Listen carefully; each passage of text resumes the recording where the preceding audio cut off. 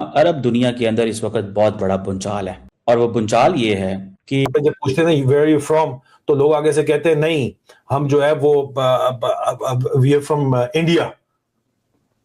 पाकिस्तानी कहते थे we are from India. Airports में मैं देख रहा था मुसाफिरों को, जहां भारतीय मुसाफिर और पाकिस्तानी, अमारात की एयरलाइन ने उन्हें होटलों में ठहराया, उनको रिस्पेक्ट देने से पाकिस्तानी मुसाफिरों को बेचारों को एयरपोर्ट पे जलील होने के लिए छोड़ दिया। लोग यहाँ ऑर्डर ये ट्रांजिशनल नहीं है, ये रप्चर हो गया और अब उसके जितनी मिडिल पावर्स हैं उनको अपना बंदोबस्त करना पड़ेगा। अब ये रूल्स, वो एक फैलेसी थी जी, रूल बेस्ड ऑर्डर, कोई नहीं, ड्रामा खत्म है, सब कुछ है। मुशाहिद साहब, आखिरकार वो घड़ी आ गई जिसका हम कई सालों से जिक्र कर रहे थे कि ये जंगें यहाँ पे फैलने जा रही हैं।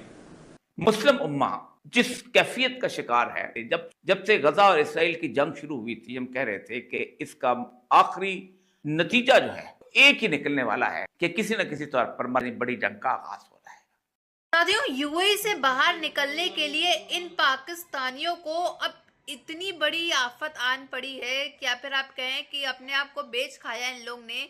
ये जो बड़ा अपना ईमान की बातें, बड़ी बड़े धर्म की बातें किया करते हैं, तो अब इन लोग ने यूएई से सिर्फ बाहर निकलने के लिए एयरपोर्ट से ये बोल दिया है कि हम जो है वो इंडियन है, भारतीय, हम मुस्लिम नहीं है।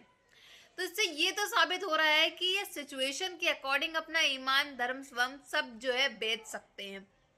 अब यूएई में आप जानते हैं इस समय क्या चल रहा है, कितने अरब मुल्क जो हैं उसमें तबाही तो आप देख ही रहे हो कि मची पड़ी है, हालात ख़राब हैं। अब यूएई से बाहर, एयरपोर्ट से बाहर निकलने के लिए, चेकिंग करवाने के लिए जो है इनको अपना आइडेंटिटी बदलनी पड़ गई, क्योंकि ऑब्वियसली मुस्लिम होंगे तो आप अच्छे से चेकिंग वगैरह होगी, पासपोर्ट देखेंगे, आईडी देखेंगे, जो कि बहुत से लोगों के पास वहाँ के होता भी नहीं है। तो इन लोगों को यही जो है वो करना पड़ा कि अपनी आइडेंटिटी चेंज करनी पड़ी और बोलते हैं कि अब हम जो है वो भारतीय हैं, हम इंडियन हैं, ना कि मुस्लिम हैं। बाकी पूरी वीडियो देखते हैं, फिर मिलते हैं वीडियो के एंड पे। जब पूछते हैं वेयर आर यू फ्रॉम तो लोग आगे से कहते हैं नहीं हम जो है वो we are from India. Pakistani कहते थे we are from India. Saudi Arab ने पाकिस्तान से मदद मांग ली है। पाकिस्तान इत्तेहादी है सऊदी अरब का, तो उस इत्तेहाद का पहला नतीजा ये निकला कि सऊदी अरब ने पाकिस्तान को सपोर्ट के लिए बुला लिया। साथ में ये जब जाके पाकिस्तानियों को रिप्रेजेंट करते हैं तो यार क्या आपको लगता है कि हम डू वी फील प्राउड? शर्म नहीं आती?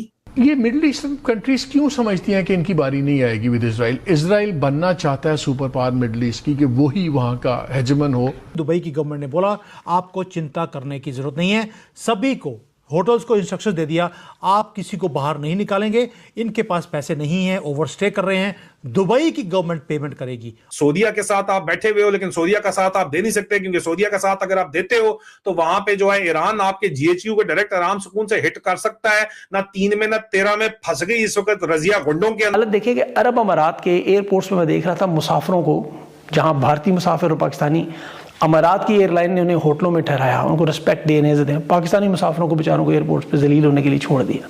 पासपोर्ट दे के वो भारतीय पाकिस्तानी अलग कर देते हैं। तो यहाँ पाकिस्तान में तो इस जंग से अभी मईशत के हालात आप देख लें शुरू हो गए, जो मैं आपको रोज़ बताता रहा। इस जंग में सबसे ज़्यादा नुकसान जो होना था वो अंडर डेवलप लोग ममालिक को, और उसमें पाकिस्तान टॉप पे। ये जो आज स्टॉक एक्सचेंज में हुआ है, जहाँ जहाँ दुनिया में खुली है वहाँ शदीद मंदी है। पाकिस्तान की स्टॉक एक्सचेंज का कहा जाए 19,000 पॉइंट से गिरी है, यानी तमाम कारोबार मुअत्तल हो गए। और ऑर्डर ये ट्रांजिशनल नहीं है, ये रप्चर हो गया और अब उसके जितनी मिडिल पावर्स हैं उनको अपना बंदोबस्त करना पड़ेगा। अब ये रूल्स, वो एक फैलेसी थी जी, रूल बेस्ड ऑर्डर, कोई नहीं, ड्रामा खत्म है, सब कुछ है। ये जो हुआ है अब ईरान में, ठीक है, इनिशियल बड़े लोगों को तसल्ली होगी होगी, अच्छा जी न्यूक्लियर नहीं रहा, ये नहीं रहा, वो नहीं रहा, सब कुछ रहा। लॉन्ग टर्म में ये मिडिल ईस्टर्न कंट्रीज क्यों समझती हैं कि इनकी बारी नहीं आएगी विद इजराइल? इजराइल बनना चाहता है सुपर पावर मिडिल ईस्ट की, कि वही वहां का हेजमन हो। मुशाहिद साहब, आखिरकार वो घड़ी आ गई जिसका हम कई सालों से जिक्र कर रहे थे कि ये जंगें यहाँ पे फैलने जा रही हैं। मुस्लिम उम्मा जिस कैफियत का शिकार है, जब से गजा और इसराइल की जंग शुरू हुई थी, हम कह रहे थे कि इसका आखिरी नतीजा जो है एक ही निकलने वाला है कि किसी न किसी तौर पर हमारी बड़ी जंग का आगाज हो रहा है।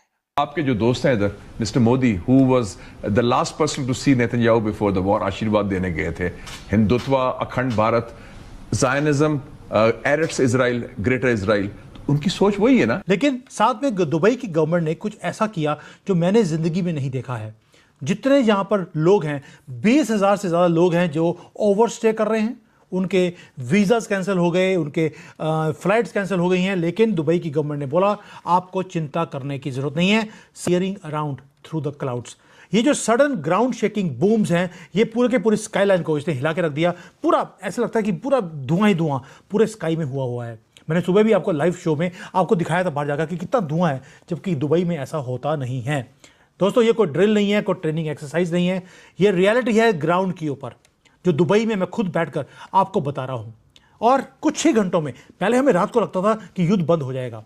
ये जो दुबई है, जो सेफ हेवन था, पूरे लोग, मैं पहले बताया आपको, वो सडनली दे आर ट्रैप्ड। अभी एक और ब्लास्ट, अभी एक और ब्लास्ट हुआ है, छोटे लेवल का, बहुत बड़े लेवल का नहीं था। इससे पहले 4 बड़े ब्लास्ट मेरे यहाँ पर हुए थे, अब दोबारा शुरू हो गए हैं। यानी कि सुबह 4 बजे से अब वो लगातार दुबई को अटैक कर रहे हैं ईरान वाले। जो ये टैक्स फ्री का ओएसिस था, ये बिल्डअप किया गया था एक चीज़ के ऊपर कि दुबई शांत है, बहुत ही काम है, और यहाँ पे जो लोग आते हैं उनको पता है कि जो यूएई की जो करेंसी है वो बिल्कुल स्टेबल है, वो कभी ना ऊपर जाती है ना नीचे जाती है। ये जियोपॉलिटिकल शॉक वेव है जो न्यूज़ चैनल दिखाने की कोशिश कर रहे हैं। ये न्यूज़ डोमिनेट कर रही है पूरे हेडलाइंस को। लेकिन क्या आपको किसी ने बताया कि एक्स्ट्राऑर्डिनरी चीज़ें यहाँ पर क्या हो रही हैं? जैन कम्युनिटी के ऊपर बाद में आऊँगा, पहले बताता हूँ कि यहाँ पर जो दुबई की स्ट्रीट्स हैं वहाँ पर क्या हो रहा है। आप सोच के देखिए, आप दुबई में आए, आपके पास कुछ पैसे हैं, आपने घूमा फिरा, और जाने से पहले जो पैसे बचे आपने उसमें कोई इलेक्ट्रॉनिक्स का सामान खरीद लिया, कुछ भी खरीद लिया, क्योंकि दुबई टैक्स फ्री यहाँ पर चीज़ें मिलती हैं। पाकिस्तानी टीवी चैनल्स ये रिपोर्ट कर रहे हैं कि पाकिस्तानी स्टॉक मार्केट क्रैश कर गई है। पाकिस्तान की स्टॉक एक्सचेंज का कहा जाए 19,000 पॉइंट से गिरी है। पाकिस्तान की मईशत में एक दिन में $7 अरब का नुकसान स्टॉक एक्सचेंज। आज मौजूदा DGISPR को भी ढूंढना पड़ेगा, बिकॉज माजी के DGISPR कहते थे कि जब हुकूमतों को हम गिराते हैं, इमरान खान की हुकूमत गिराने के बाद बाबर इफ्तिखार साहब ने कहा था कि देखिए स्टॉक मार्केट भी ऊपर आई है, उसने भी पॉजिटिव इशारा दिया है हुकूमत गिरने के बाद। सऊदी अरब के अब देखें जो ऑयल रिफाइनरी पर हमला हुआ, वहाँ तेल की जो तरसीलात का सबसे बड़ा ज़ख़ीरा है, वहाँ पूरी दुनिया के लिए तरसीलात अब बंद हो गई हैं, और ये ऑयल रिफाइनरी दुनिया में सबसे ज़्यादा तेल सप्लाई करती है, अरामको। अब इसके बंद होने से आपको पता है तेल की कीमतों में क्या इजाफा होगा, दुनिया की स्टॉक मार्केट में क्या हो रहा है। किसी मुल्क के लिए जंग बेहतर नहीं है, याद रखें, किसी मुल्क के लिए भी नुकसान है। ईरान का बहुत ज़्यादा है, चाहे बच्चियाँ शहीद हों। अभी बल्कि इसराइल में देखें, वहाँ उनके जो सैनिक आ गए, शेल्टर में मिसाइल लगे, वहाँ भी बच्चे मारे गए। तो कोई भी मजहबी जगह हो, स्कूल हो, अस्पताल हो, अफसोसनाक मामला है। साथियों, पाकिस्तान जो है वो हर तरह से बजाया जा रहा है, कूटा जा रहा है, हर चीज हो रही है, लेकिन ये तब भी बाज नहीं आ रहा है। इसकी हरकतें इसी को ठुकवा देती है। इसी की वजह से जो है वो पाकिस्तान धीमे धीमे बर्बाद होता चला जा रहा है, क्योंकि डिसीजन जो है ये लोग सोच समझ के बिल्कुल नहीं लेते हैं। तभी जो है आखिर ईरान भी, इजराइल भी, भारत भी, तालिबान भी, बलोचिस्तान वाले लोग भी जो है सब इनको ठोकते चले जा रहे हैं। हरकतें ऐसी है, रॉ भी नहीं छोड़ता है, इसलिए क्योंकि हालात ऐसे हैं। और पाकिस्तान का जो मिनिस्टर हैं, कैबिनेट मिनिस्टर है, प्राइम मिनिस्टर है, आर्मी चीफ है, जर्नल जितने भी हैं, वो सब के सब कहा जाए इन सिंपल वर्ड्स मंदबुद्धि है। ना ही सोच के डिसीजन लेंगे, जो मुंह में आया वो बोल दिया, जो मुंह में आया वो कर दिया, जो कहना था वो उल्टा करते हैं। तो इसी वजह से जो है पाकिस्तान बैठे बिठाए ठोक दिया जाता है चारों तरफ से।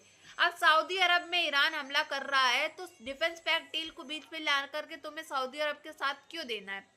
जब सऊदी अरब ने जब पाकिस्तानियों का साथ नहीं दिया था, जब पाकिस्तान के ऊपर अफगानिस्तान तालिबान ने हमला किया, तो ये क्यों कूद के जा रहा है सऊदी अरब का साथ देने?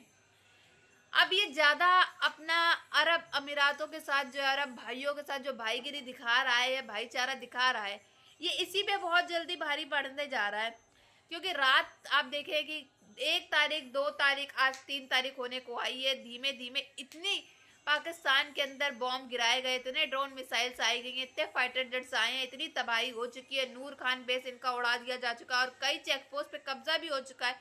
यानी कि हालात वैसे ही खराब है, लेकिन करनी इनको अपने मन की है। करना जो इनको करना है वो करेंगे, चाहे 100 दफा समझा लो, लेकिन करेंगे वही जो इनका मन करेगा।